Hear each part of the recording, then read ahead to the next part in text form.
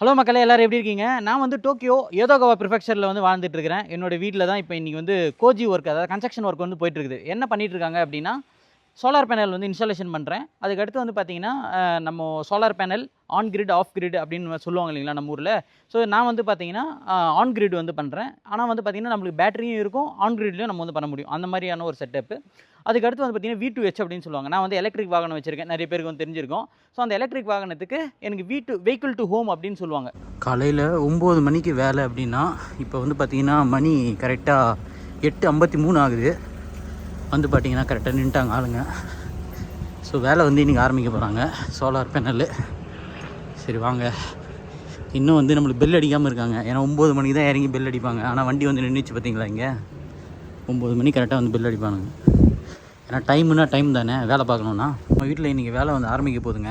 அதனால் காலையில் எங்கள் வண்டிங்க வந்து நின்ன உடனே இங்கே பாருங்கள் நின்றுருக்காரு பாருங்கள். பக்கத்து வீடு, இந்த பக்கம் வீடு, எல்லாருக்கும் போய்ட்டு இன்ஃபர்மேஷன் கொடுக்கணும். இந்த மாதிரி நாங்கள் பண்ணுறோம், உங்களுக்கு தொந்தரவாக இருக்கும், தயவு செஞ்சு மன்னிச்சுக்கோங்க அப்படின்னு வந்து சொல்லணும். இங்கே இருக்கிற ப்ரொசீஜரு, அதுக்காக போய் நின்றுட்டுருக்காரு அவர்.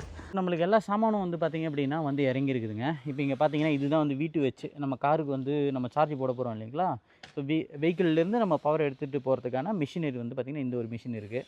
ஸோ அதுக்கடுத்து வந்து நம்ம சோலார் பேனல் வாங்கியிருக்கோம். சோலார் பேனலை பொறுத்த வரைக்கும் என்ன நிறைய பேருக்கு தெரியாது அப்படின்னா, சோலார் பேனலை எப்படி செலக்ட் பண்ணணும், சோலார் பேனலோட எஃபிஷியன்சி எவ்வளோ, எத்தனை வருஷம் நம்மளுக்கு வாரண்டி கொடுக்குறாங்க, ரெக்கா அப்படின்வாங்க. சோலார் பேனலை பொறுத்த வரைக்கும் உங்களுக்கு வருஷம் ஆக ஆக அதோட பர்ஃபார்மன்ஸ் குறைஞ்சிக்கிட்டே போகும். ஏன் குறையுது அப்படின்னா, வெயிலில் பட்டு இதில் யூஸ் பண்ணியிருக்கிற மெட்டீரியல்கள் எல்லாம் வந்து பார்த்திங்கன்னா உங்களுக்கு இறக்கும். அந்த மாதிரி இறக்கும்போது உங்களுக்கு அதோட பர்ஃபார்மன்ஸ் குறையும். இப்போ இந்த பேனல் எடுத்துக்கிட்டிங்க அப்படின்னா 40 வருஷம் வாரண்டி உங்களுக்கு. எனக்கு தெரிஞ்சு ஜப்பானில் டாப் கிளாஸ் 40 வருஷம் வாரண்டி கொடுக்குற பேனல் வேறு எதுவும் கிடையாது. சோலார் பேனலை பொறுத்த வரைக்கும் எஃபிஷியன்சி அப்படின்னு சொல்லியிருப்பேன். இடது பக்கமாக பார்க்குறீங்க. உங்களுக்கு 23.6% உங்களுக்கு பேனலோட எஃபிஷியன்சி இருக்குங்க. வலது பக்கமாக நீங்கள் பார்த்தீங்கன்னா ஆனுவல் டீக்ரேடேஷன் ரேட் அப்படின்றதில் நீங்கள் பார்க்கும்போது தெரியும். எந்த சோலார் பேனலுமே உங்களுக்கு வந்து டீக்ரேடேஷன் அப்படின்றது ஆகும். இந்த சோலார் பேனலை பொறுத்த வரைக்கும் உங்களுக்கு 0.2% தான் உங்களுக்கு வந்து டீக்ரேடேஷன் ஆகுது. 25 வருஷம் கழித்து இந்த பேனல் எவ்வளோ டீக்ரேடேஷன் ஆயிருக்கும் அப்படின்னு வந்து பார்த்தீங்கன்னா 8% உங்களுக்கு டீக்ரேடேஷன் ஆகி 92% அதனோட பர்ஃபார்மன்ஸ் அவுட்புட் வந்து நம்மளுக்கு கொடுக்குங்க. நீங்கள் பார்த்தீங்கன்னா தெரியும், நிச்கான்னு போட்டிருக்கு இல்லைங்களா. இவங்க தான் வந்து பார்த்தீங்கன்னா பெஸ்ட்டு பேட்டரி டெக்னாலஜி வச்சுருக்காங்க இப்போதைக்கு.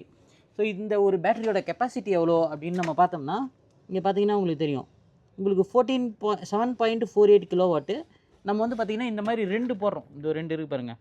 ஸோ அப்போ 2 நீங்கள் எடுத்துட்டிங்க அப்படின்னா கிட்டத்தட்ட உங்களுக்கு வந்து ஒரு 15 கிலோவாட்டு உங்களுக்கு வந்து ஸ்டோர் பண்ண முடியும், ஸ்டோரேஜ் உங்களுக்கு. இப்போ நம்மளோட ரெஸ்ட் ரூம் வந்து பார்த்திங்கன்னா இந்த இடத்துல இருக்குது.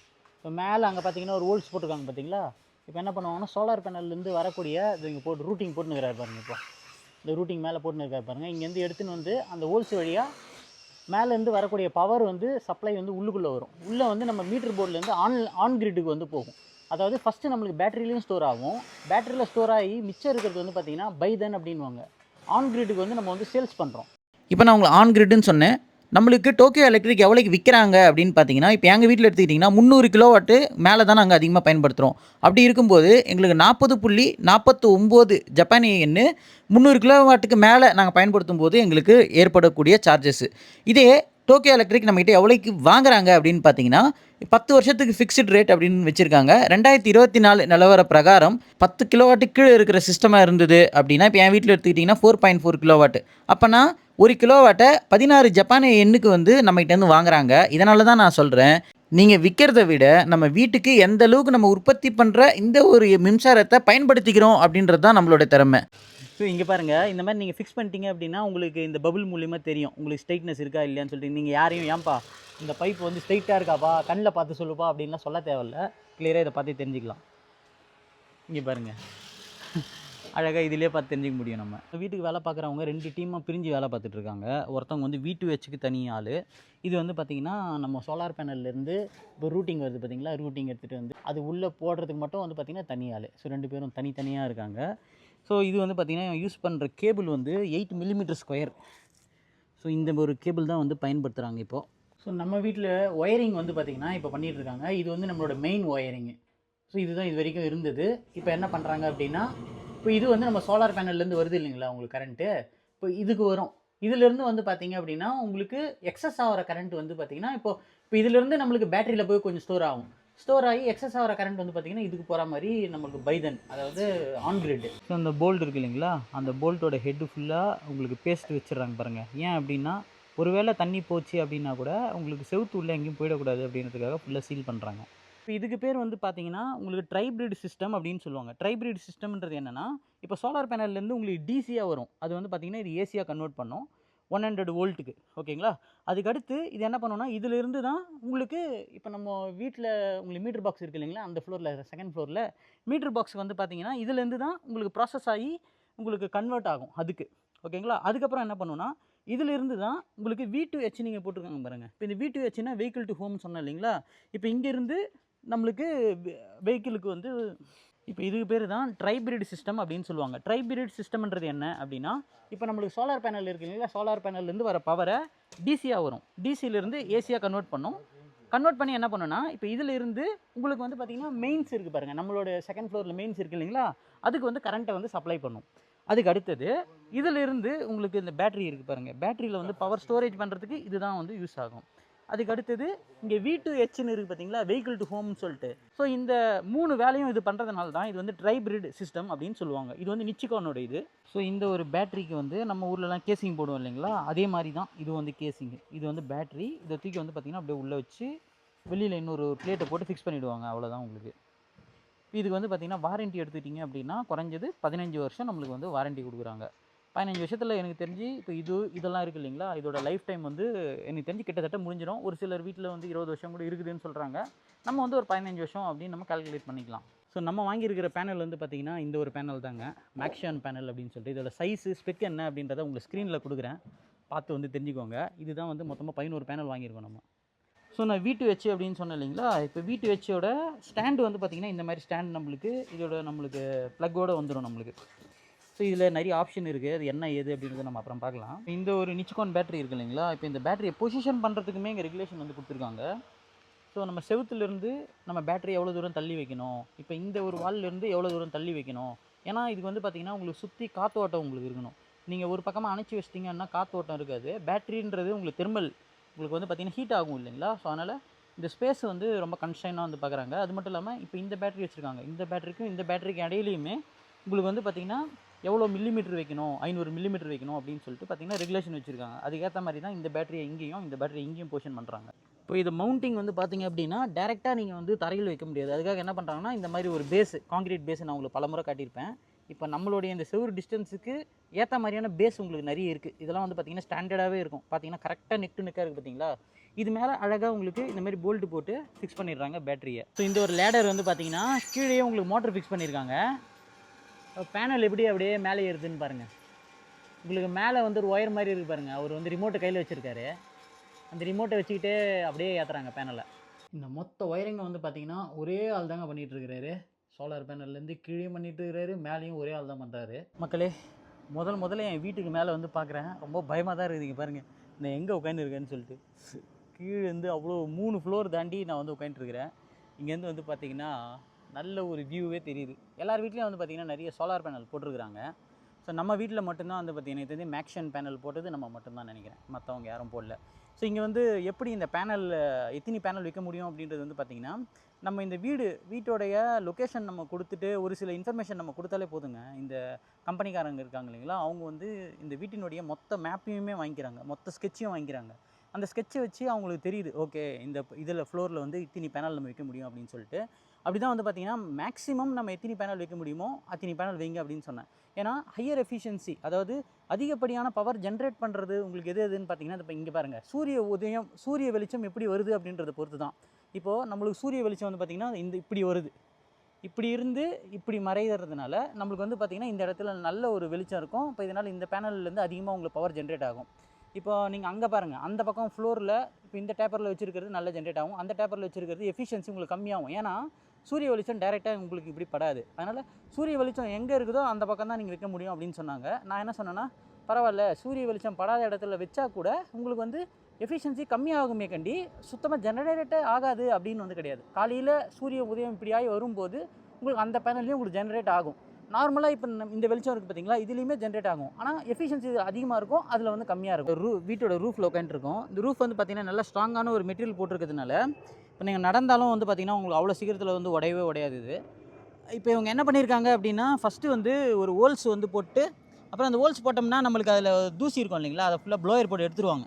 அதுக்கடுத்து இந்த ஃப்ரேமை வச்சு இப்போ 4 பக்கம் ஸ்க்ரூ போட்டிருக்காங்கல்ல, தண்ணி ஃபுல்லாக உங்களுக்கு லீக் ஆகாமல் இருக்கணும், உள்ளுக்குள்ளே போயிடுச்சு அப்படின்னா உங்களுக்கு ரூஃப் உள்ள தண்ணி போயிடுச்சுனாலே முடிஞ்சு போச்சு உங்களுக்கு.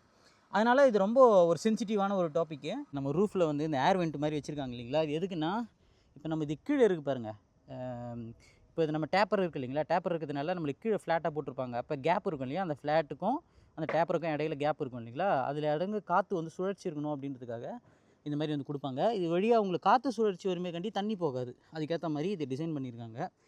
ஸோ நம்ம பேனல்லாம் வந்து பார்த்திங்கன்னா ஃபுல்லாக மேக்ஸிமம் ஸ்பேஸை நம்ம வீட்டில் எவ்வளோ வைக்க முடியுமோ அவ்வளோ வந்து கவர் பண்ணியிருக்கோம். மற்ற வீடுகள்லாம் வந்து பார்த்திங்கன்னா அந்தளவுக்கு பண்ணியிருக்க மாட்டாங்க.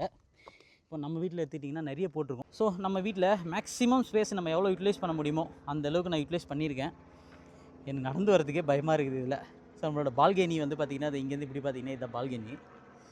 வா, சின்ன வயசில் இப்படி நடந்தேன், இப்போல்லாம் வந்து பார்த்திங்கன்னா பயமாக இருக்குது இந்த மாதிரி நடக்கிறதுக்கு, மேலே வரத்துக்குலாம். ஸோ இவங்கெல்லாம் வந்து பார்த்திங்கன்னா சோஷு சாங்கியோ அப்படின்னு சொல்லுவாங்க, அந்த ஒரு சோலார் பேனல் போட்டிருக்காங்க. இது அந்தளவுக்கு வந்து பார்த்திங்கன்னா பெரிய லைஃப் வந்து கிடையாது இதுக்கு, சோஷு சாங்கியோக்கு. அதுக்கடுத்து வந்து பார்த்திங்கன்னா அந்த வீடு ஒன்று இருக்குது பாருங்கள், அந்த இடத்துல கை காட்டுறேன் பாருங்கள், அந்த வீடு வந்து உங்களுக்கு கெனடியன் சோலார் அப்படின்ற ஒரு சோலார் பேனல் போட்டிருக்காங்க. நம்ம தான் வந்து பார்த்திங்கன்னா மேக்ஷன் போட்டிருக்கோம். கார் இருக்குது இல்லைங்களா, காருக்கான ஐட்டம் வந்து ஒரு போல் மாதிரி வைப்பாங்க, அந்த போல் வந்து நம்ம இங்கே வைக்கிறோம்.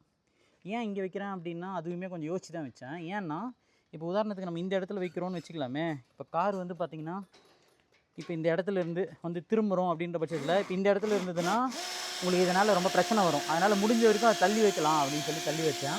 இப்போ நம்ம காரை இங்கே நிறுத்தினா கூட நம்ம வந்து பார்த்திங்கன்னா கொஞ்சம் அப்படியே இப்போ போடுறதுக்கும் நம்மளுக்கு வசதியாக இருக்கும். பார்த்திங்கன்னா இது ஒரு டைப் ஆஃப் நட்டு, நீங்கள் போட்டதுக்கப்புறமா இந்த போல்டு மேலே இருக்கிற ஹெட்டை நீங்கள் தட்டினீங்கன்னா உள்ளே போய் விரிஞ்சிக்கும். அது அப்படியே அங்கே கீழே அந்த போல் வைக்கிறதுக்காக பேஸ் வைக்கிறாங்க இல்லைங்களா, அந்த பேஸில் வந்து மட்டம் வச்சு பார்க்குறாங்க. மட்டம் வச்சு பார்க்கும்போது வந்து பார்த்திங்கன்னா ஒரு பக்கமாக நம்மளது வந்து லைட்டாக சாஞ்சிருக்கு, அதாவது இப்படி வந்து சாஞ்சிருக்கு, இப்படி சாஞ்சிருக்கு. அதுக்கு என்னென்னா இந்த பொருள் வாங்கும்போதே இந்த மாதிரி ஸ்பேசர் நம்மளுக்கும் கொடுத்துருவாங்க பாருங்கள்.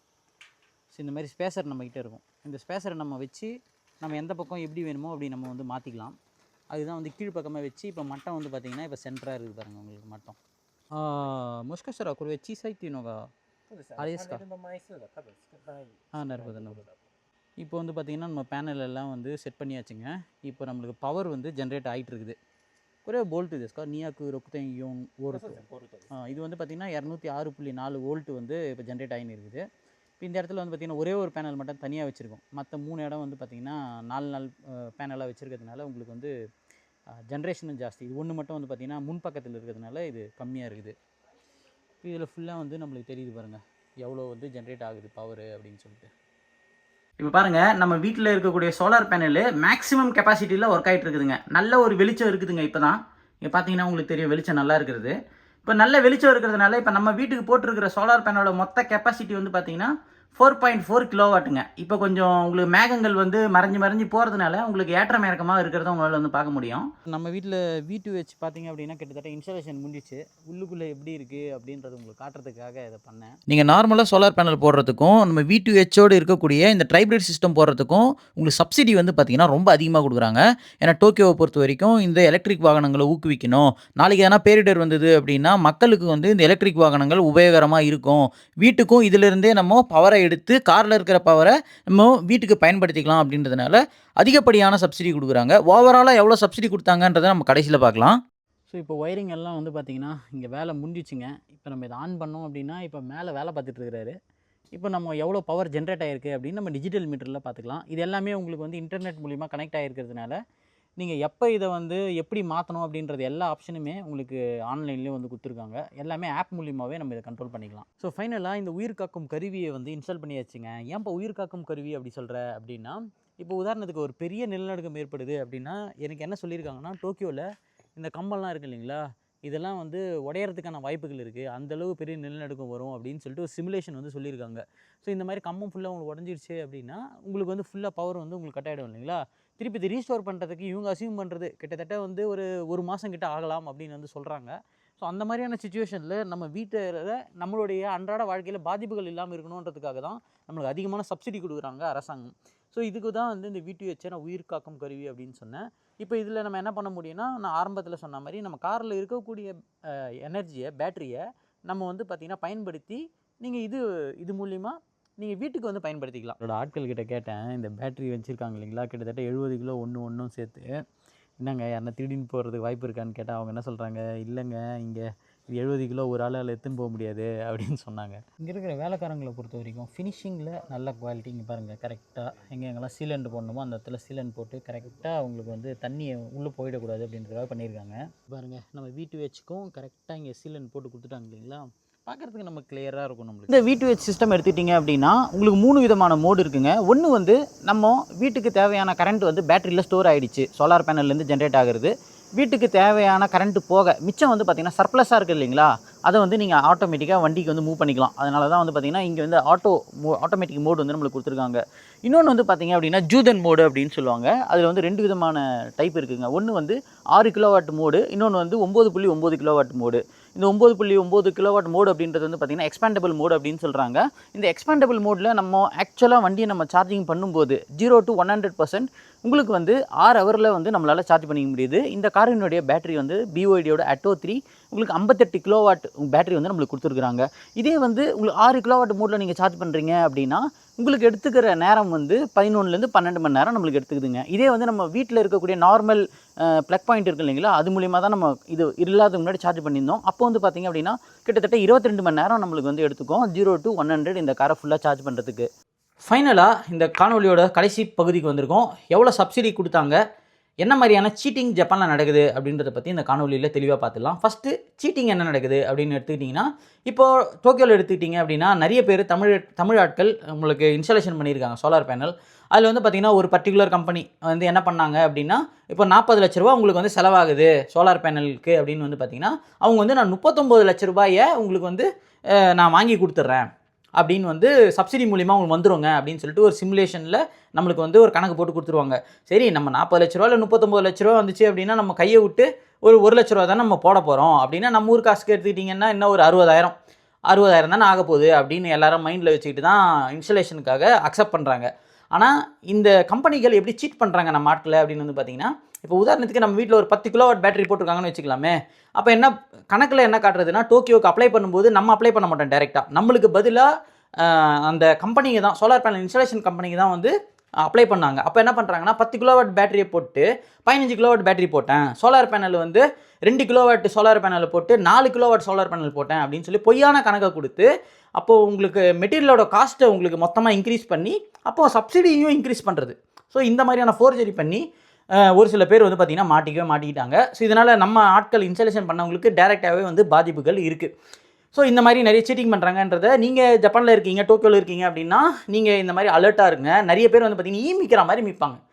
உங்களுக்கு வந்து நான் இந்த வீட்டுக்கு புதுசாக வாடகைக்கு வீட்டுக்கு நான் கொடுத்து வந்த உடனேவே வந்து பார்த்திங்கன்னா ஒரு வாரத்துக்கு வந்து 4 பேர் வந்து நிற்பாங்க, சார் சோலார் பேனல் போடணுமா அப்படின்னு சொல்லிட்டு. ஏன்னா டோக்கியோவில் உங்களுக்கு அதிகமாக சப்சிடி கொடுக்கும்போது மக்களுக்கு மைண்ட் செட் என்னென்னா, எவ்வளோ காசு இருந்தாலும் என்ன, டோக்கியோ நம்ம சப்சிடி தானே கொடுக்குது, நம்ம கையை விட்டு போட போகிறது ஒரு பெரிய தொகை கிடையாது இல்லையா அப்படின்றதுனால நிறைய பேர் வந்து இதில் ஆர்வமாக இருக்காங்க.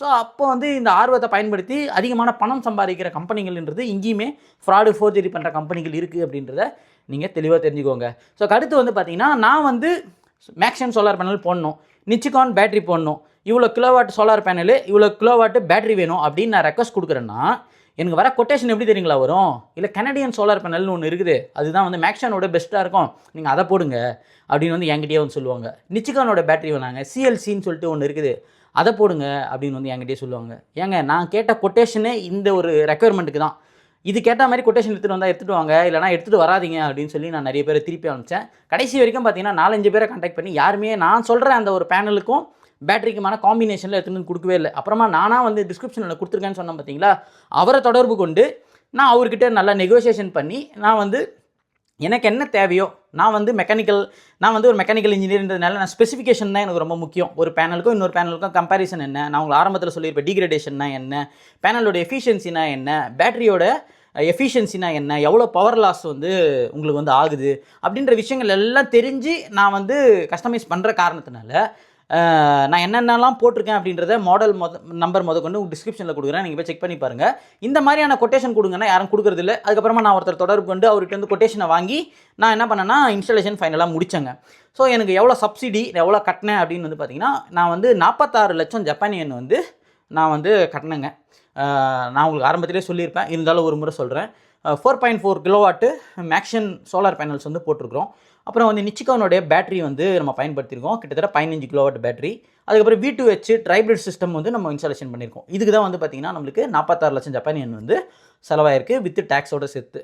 இப்போ நம்ம இதில் சப்சிடி எவ்வளோ வருது அப்படின்னு பார்த்தீங்கன்னா 34 லட்சம் கிட்ட வந்து பார்த்திங்கன்னா நம்மளுக்கு சப்சிடியாக ரிட்டர்ன் வருது. அதில் பர்டிகுலராக எடுத்துக்கிட்டிங்க அப்படின்னா ட்ரைப்ரிட் சிஸ்டம் போட்ட காரணத்தினாலேயே எனக்கு வந்து பார்த்திங்கன்னா ஒரு 6 லட்சம் 7 லட்சம் அதிகமாக கிடச்சிது.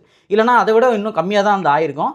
ஸோ 46 லட்சம் மைனஸ் 34 லட்சம் அப்படின்னு வந்து பார்க்கும்போது கிட்டத்தட்ட நம்ம வந்து ஒரு 12 லட்சம் ஜப்பானிய yen வந்து நம்ம கையை விட்டு போட்டிருக்கிறோம். நம்ம ஊர் காசுக்கு எடுத்துக்கிட்டிங்க அப்படின்னா ஒரு 6.5 lakhs to 7 lakhs வந்து நம்மளுக்கு எடுத்துக்குதுங்க. ஹோப் இந்த ஒரு காணொலி மூலிமா நிறைய விஷயங்கள் தெரிஞ்சிருப்பீங்கன்னு நினைக்கிறேன். இந்த ஒரு காணொலி பிடிச்சிருந்ததுன்னா லைக் பண்ணுங்கள், ஷேர் பண்ணுங்கள். இன்னும் வேறு எதனா தகவல்கள் தேவை அப்படின்னு நினச்சிங்கன்னா கண்டிப்பாக உங்களோட கருத்துக்களை கருத்துரை பகுதியில் பதிவு பண்ணுங்கள். என்னை டேரெக்டாக தொடர்பு கொள்ளணும் அப்படின்னு நினச்சிங்கன்னா கூட நான் டிஸ்கிரிப்ஷனில் என்னோட இன்ஸ்டாகிராமோட பேஜ் கொடுக்குறேன். நீங்கள் அது மூலிமா தொடர்பு பண்ணிங்கன்னா கூட உங்களுக்கு தெளிவான விளக்கம் வந்து இன்னுமே வந்து கொடுக்க முடியும். ஹோப் இந்த ஒரு காணொலி ஒரு பயனுள்ள ஒரு காணொலியாக இருந்திருக்கும். அடுத்த ஒரு காணொலியில் உங்களை சந்திக்கும் வரை உங்களிடமிருந்து விடைபெறுவது உங்கள் ஜப்பான் தமிழ் ப்ரோஸ்.